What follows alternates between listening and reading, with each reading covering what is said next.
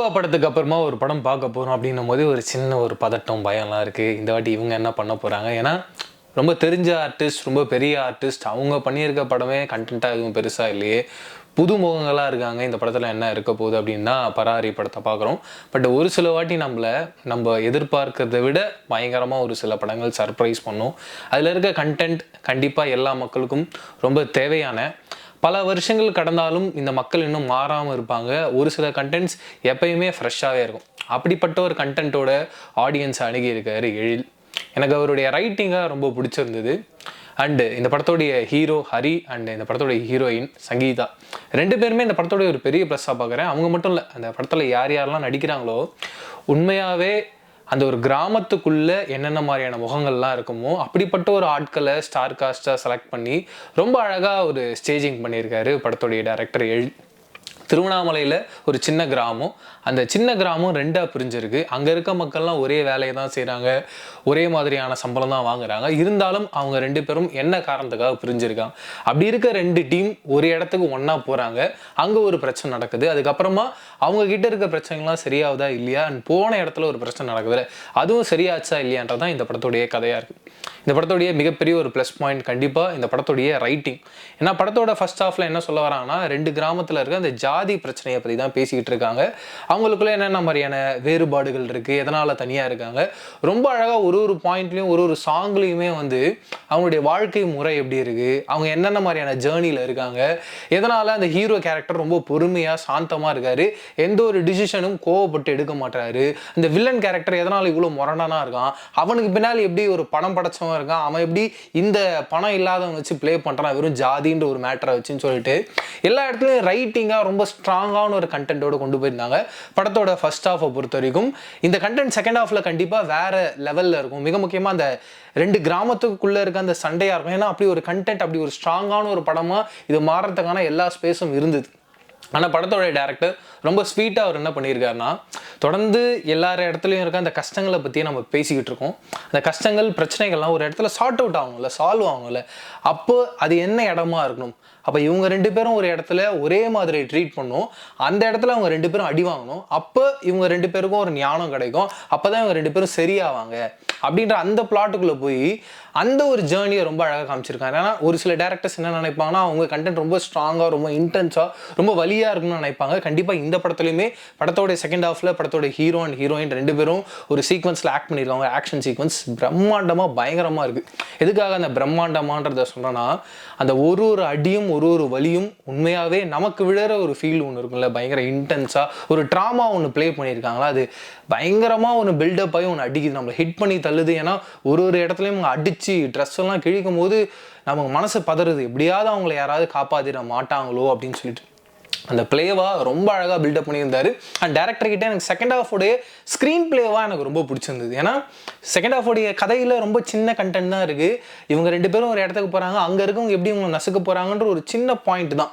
ஆனால் அந்த பாயிண்ட்டை எந்த இடத்துலையுமே ஆடியன்ஸுக்கு லேக் ஆகாமல், போர் அடிக்காமல், பயங்கர இன்ட்ரெஸ்டிங்காக அடுத்தடுத்த பிளேவோட, மிக முக்கியமாக அந்த லவ் அப்படின்ற போர்ஷன்ஸ் படத்தோடைய ஃபர்ஸ்ட் ஹாஃபில் ரொம்ப கம்மியாக இருந்தது. நான் யோசிச்சுட்டு இருந்தேன், கொஞ்சம் லவ்வாக இருந்ததுதான் நல்லா இருந்திருக்குமேன்னு சொல்லிட்டு. படத்தோடைய செகண்ட் ஹாஃபில் அதை கரெக்டாக சாட்டிஸ்ஃபை பண்ணாங்களோ அப்படின்னு ஒரு ஃபீல் இருந்துச்சு. பட் கொஞ்சம் எக்ஸ்ட்ராடனரியாகவும் இருந்தது, அங்கேயும் கொஞ்சம் ட்ரிம் பண்ணியிருக்கலாமோ அப்படின்ற ஒரு ஃபீலும் எனக்குள்ளே இருந்தது. அண்ட் இன்னொரு பாயிண்ட்டு, இங்கே பெங்களூரில் நடக்கிற மாதிரி கதையை காமிச்சிருக்காங்க. அங்கே இருக்க மக்களை கண்டிப்பாக ஹர்ட் பண்ணிடக்கூடாது அப்படின்னு ஒரு கதை பண்ணோம்ல, அது ரொம்ப முக்கியம். ஏன்னா நம்ம சைடில் இருக்க வலியும் வேதனையும் எந்த அளவுக்கு ரொம்ப ஸ்ட்ராங்காக எடுத்து வைக்கிறோமோ, இன்னொருத்தவங்கள அதுக்காக பலியாடாக்கிக்கிடக்கூடாது, அவங்கள நம்ம ஹர்ட் பண்ணிடக்கூடாது. அப்படிப்பட்ட ஒரு கதைகள் தான் ஆடியன்ஸுக்கு ஒரு கரெக்டான ஒரு கதையாக இருக்கும். இந்த பாயிண்டில் டேரக்டர் அவருடைய ரைட்டிங்கில் ரொம்ப சரியாக அந்த பெங்களூர் மக்களை, அந்த கர்நாடகா மக்களை எந்த ஒரு இடத்துலையும் புண்படுத்தக்கூடாதுன்னு ஒரு ப்ளே பண்ணியிருந்தார். ஏன்னா இதில் முழுக்க முழுக்க யாருடைய ப்ளே இருக்குது அப்படின்றது பார்த்தீங்கன்னா, ஒரு அரசியல்வாதியும், யாருக்கு ஒருத்தனுக்கு ஒரு அளவுக்கு மிஞ்சின ஒரு பணம் தேவைப்படுதோ அவங்களுடைய எண்ணங்கள் காரணமாக மட்டுமே இங்கே இருக்க அடித்தட்டு மக்கள் சண்டை போட்டுக்கிட்டு இருக்காங்க. தொடர்ந்து பலியாகிறது அவங்க மட்டும்தான், இவங்க எல்லாருமே சந்தோஷமாக இருக்காங்க அப்படின்றத ரொம்ப டீட்டெயிலாக ரொம்ப அழகாக காட்டின ஒரு படமாக தான் எனக்கு இந்த பராரி படம் ஒர்க் அவுட் ஆச்சு. அண்ட் சினிமோட்டோகிராஃபி ரொம்ப பியூட்டிஃபுல்லாக இருந்தது. நிறைய இடங்களில் மிக முக்கியமாக இதுக்குன்னு ஒரு கலர் டோன் எடுத்து ஒன்று பண்ணியிருக்காங்க. அண்டு எந்தெந்த இடத்துல ஹீரோவை மாஸ் எலமெண்ட்டாக ஒன்று காட்ட முடியுமோ, மிக முக்கியமாக செகண்ட் ஹாஃபில் ஹீரோ அடிக்கிறதுக்காக ஒரு சீக்வன்ஸ் ஒன்று பண்ணியிருப்பாங்க. நான் அதை பயங்கரமாக ரசித்தேன். ஒரு கர்ணனில் வந்து அந்த இன்ட்ரோல் பிளாக்குக்கு ஒரு ஸ்டேஜிங் ஒன்று இருக்கும், அதில் ஒரு பயங்கரமான ஒரு மாஸ் சீக்வன்ஸ் இருக்கும். இவர் ஒரு அப்கமிங் ஹீரோ, ஒரு புது ஹீரோவாக இருந்தால் கூட அவரை வச்சு அப்படி ஒரு சீக்வன்ஸ் பண்ணுறாங்க. அந்த சீக்வன்ஸ் ஆடியன்ஸ்க்கு அப்படி ஒர்க் அவுட் ஆகுதுன்னா அப்பேற்பட்ட உழைப்பு அதுக்குள்ளே இருக்குது. அதை ரொம்ப அழகாக ஸ்டேஜ் பண்ணியிருந்தாங்க. அதுக்கே அந்த சினிமோட்டோகிராஃபிக் டீமுக்கு ஒரு பெரிய ஹேட்ஸ் ஆஃப். அண்ட் படத்துடைய மியூசிக் ஷான் ரால்டன். எனக்கு பேக்ரவுண்ட் ஸ்கோராக ரொம்ப பிடிச்சிருந்தது, பட் கொஞ்சம் இறைச்சலாக இருந்ததோ அப்படின்னு ஒரு ஃபீல் இருந்துச்சு.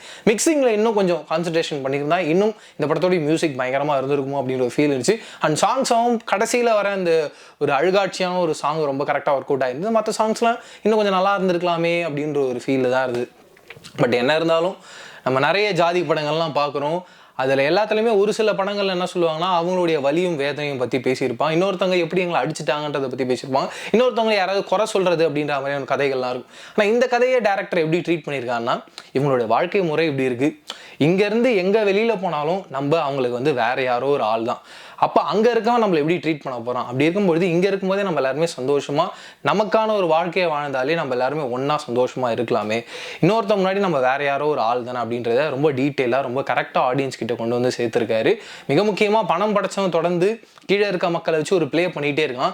அதை புரிஞ்சு தெரிஞ்சு நடந்துக்கோங்க மக்களே அப்படின்றத ரொம்ப ஸ்ட்ராங்காக ஆணித்தனமாக சொல்லியிருக்காரு. அண்ட் இந்த படத்தில் எனக்கு இன்னொன்று மிஸ் ஆனது என்னன்னு பார்த்தீங்கன்னா, படத்தோட ஹீரோ கடைசியில் ஒரு பஞ்ச் டைலாக் மீட்டரில் ஒன்று பேசுகிறாரு. அது ஆடியன்ஸுக்கு ஒரு கருத்தை சொல்கிற மாதிரி இருக்குது, பட் அது ஒரு கருத்தாகவே இருக்குது. எனக்கு இந்த மாதிரியான சீக்வன்ஸ் கொஞ்சம் அந்த படத்துலேருந்து கொஞ்சம் அவேவாக தள்ளிவிடுதோ அப்படின்ற ஒரு ஃபீல் இருந்தது. அதுக்கான காரணம்னு பார்த்தீங்கன்னா, ஒரு விஜய் சார் மாதிரி இருக்கு, இல்லை ஒரு அஜித் சார் மாதிரியான இருக்க ஆட்கள் அப்படி ஒரு பஞ்ச் டைலாக் இருக்க ஒரு சீக்வன்ஸ் பேசினாங்கன்னா ஆடியன்ஸ் அதை கண்டிப்பாக பயங்கரமாக செலிப்ரேட் பண்ணுவாங்க. அதில் சந்தேகமே. ஒரு அப்கமிங் ஹீரோ, ஒரு புது ஹீரோ அதை பண்ணும்போது ஏதோ ஒன்று ஹெசிடேஷனாக இருக்குது. இதை வந்து அந்த கதை நேர்த்தியான ஒரு கதையாக போயிட்டு இருக்குல்ல, அங்கேருந்து கண்டிப்பாக கட் பண்ணி ஒரு கமர்ஷியல் சினிமாவை மாற்றணும் அப்படின்ற ஒரு ட்ராக்குள்ளே தள்ளுற ஒரு புஷ்ஷுக்குள்ளே ஒன்று இருக்க ஒரு ஃபீல் இருந்துச்சு. அண்ட் படத்தோடைய ஃபர்ஸ்ட் ஹாஃப்லையுமே எனக்கு என்ன மைனஸ் ஆகப்பட்டது அப்படின்னு படத்தோடைய கதையாக நிறைய இருக்குது. அவர் வந்து ரொம்ப அழகாக எழுதியிருக்காரு, அவங்களுடைய வாழ்வியலை ரொம்ப டீட்டெயிலாக பண்ணணும்னு ஆசைப்பட்டிருக்காரு, அது எல்லாமே ஓகே. ஆனால் அது ஸ்க்ரீன் பிளேவாக கரெக்டாக உட்காரலையோ அப்படின்னு தோணுச்சு. ஏன்னா அடுத்தடுத்து சீனாக போயிட்டு இருக்கு, பட் அந்த எல்லா சீனையுமே நாமளே ஒரு பிளேவாக மாற்றிக்கணுமோ அப்படின்னு ஒரு ஃபீல்குள்ளே இருந்தது. ஒரு கரெக்டான ஒரு ட்ராக்குக்குள்ளே ஆடியன்ஸ் கையை பிடிச்சி கூட்டிகிட்டு போவாங்களே, அந்த ஒரு விஷன் இல்லாத ஒரு கதை அம்சம் இருந்த ஒரு ஃபீல் இருந்தது படத்தோடைய ஃபர்ஸ்ட் ஹாஃபில். படத்தோட செகண்ட் ஹாஃபில் எனக்கு அதையுமே சாட்டிஸ்ஃபை பண்ணி ரொம்ப இன்டென்ஸான ரொம்ப அழகான ஒரு ட்ராமாவை ஆடியன்ஸ் கொடுத்தாங்க அப்படின்ற ஒரு ஃபீல் இருந்துச்சு. எப்பவுமே ஒரு படம் வெற்றிகரமான ஒரு படமாக மாறணும் அப்படின்னா அது ஆடியன்ஸோட கனெக்ட் பண்ணணும். இந்த படம் கண்டிப்பாக ஸ்டார்ட் டு எண்ட் ஆடியன்ஸோட கனெக்ட் பண்ணுது. அதில் கண்டிப்பாக நீங்கள் தேட்டரில் போய் இந்த படத்தை பார்க்கணும்னு ஆசைப்பட்டீங்கன்னா தாராளமாக போய் பார்த்து என்ஜாய் பண்ணலான்றதுல சந்தேகம் இல்லை. இதை தாண்டி நீங்கள் இந்த படத்தை சப்போஸ் பார்த்துருந்தீங்கன்னா உங்களுடைய கருத்துக்கள் என்னன்றதை கமெண்ட் செக்ஷனில் ஷேர் பண்ணிக்கோ. இதே மாதிரி சூப்பரான அடுத்த வீடியோவில் சந்திக்கிறேன். அது ரிலேட்டடாக விஷயம் நான் பிரவீன் கேஎஸ். மறக்காமல் மை தமிழ் மூவி சேனலை சப்ஸ்கிரைப் பண்ணிவிடுங்க.